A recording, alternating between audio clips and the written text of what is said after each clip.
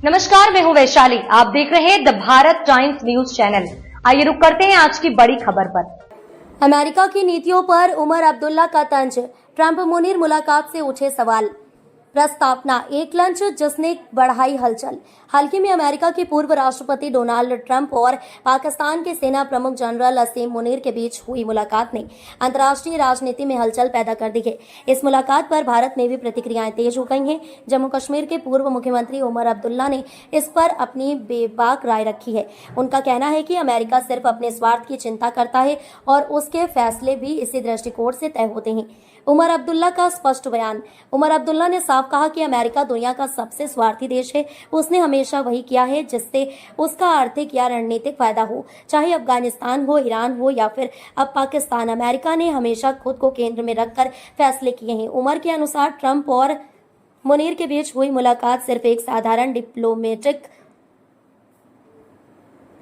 Event नहीं थी, बल्कि इसके पीछे भविष्य की रणनीति छुपी हो सकती है।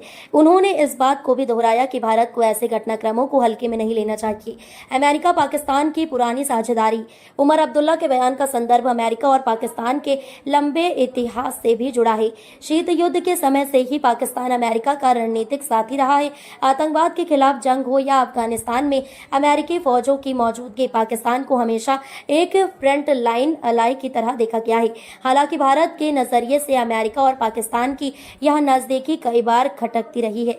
उमर अब्दुल्ला ने इसी पृष्ठभूमि का हवाला देकर यह बयान दिया कि अमेरिका की दोस्ती भी उसकी सुविधा के हिसाब से बदलती रहती है। भारत को सतर्क रहने की सलाह। उमर ने कहा कि भारत को अपनी कूटनीतिक रणनीति में और परिपक्वता लानी चाहिए, जिन पाकिस्तान और अमेरिका के बदलते समीकरणों को समझना होगा और उसी अनुसार नीतियां बनानी होंगी।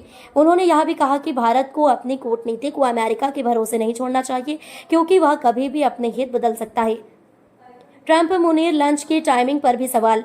एक और अहम बात उमर ने यह कही कि ट्रंप और मुनीर की यह मुलाकात ऐसे समय पर हुई है जब पश्चिम एशिया में तनाव बढ़ा हुआ है और भारत चुनावी राजनीति से उबर कर नई नीतियों की दिशा में बढ़ रहा है।